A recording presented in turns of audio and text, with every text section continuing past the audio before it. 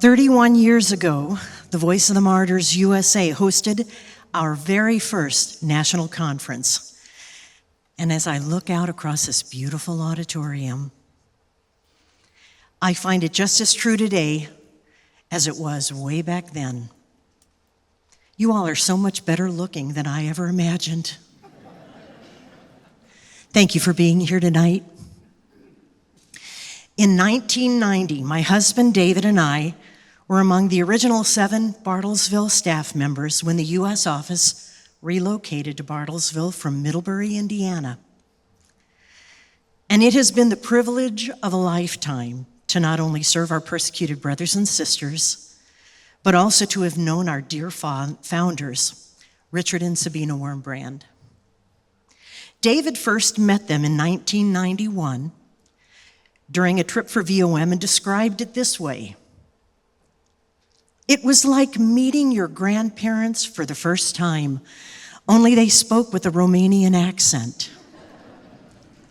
He said Sabina opened the door of their hotel room, pulled him into a big hug, and then said, "Who are you and what language do I need to speak?" It didn't matter who you were. Richard and Sabina loved you before they knew you, and they showed it. My first time meeting occurred a few months later during their first visit to our small office in Bartlesville. Pastor shared a devotional message with the staff and then encouraged our questions. Everyone was a bit awestruck. We were feeling intimidated after having read their gripping testimonies.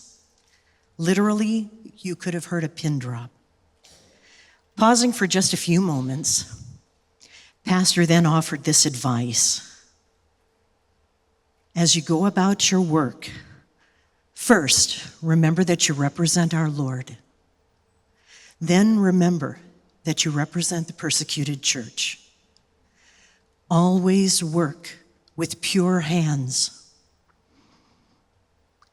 Now, it is important for you to remember that this occurred in the early 90s, at a time when televangelist scandals were playing nightly across every news outlet, giving a black eye to believers and by extension to Christ.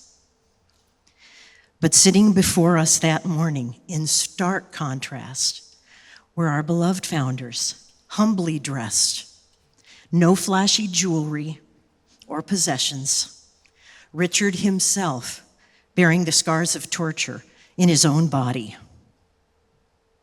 Pastor continued saying, your actions and motives should never be in question. Always work with pure hands. Pastor then closed our time together in prayer, and with those words still hanging in the air, each staff member returned to their work with a fresh calling to represent our Lord. So incredibly thankful.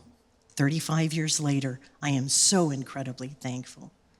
The Lord called me to serve him and our persecuted family, and so very blessed to be a voice on their behalf.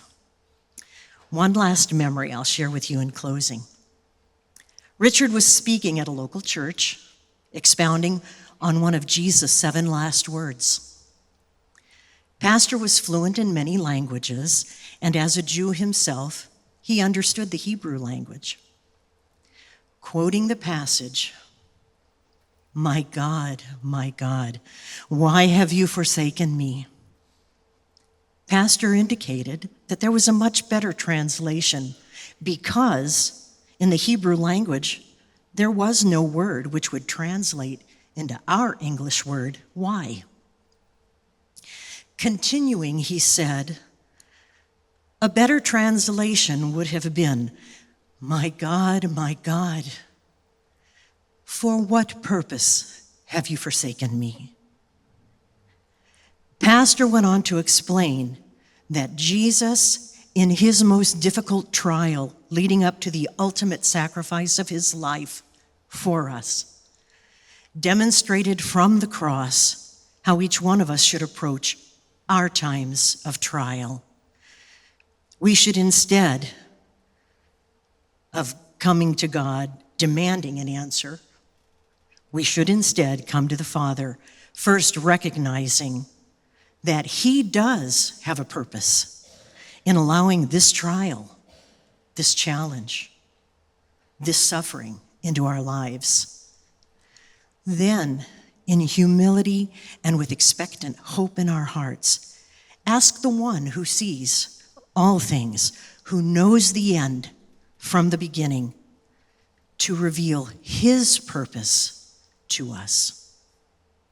May the Lord richly bless you this weekend, my friends, through each song, each speaker, each testimony, so that when you leave this place, you will be inspired and equipped to be a voice with us to your family, your small group, your church.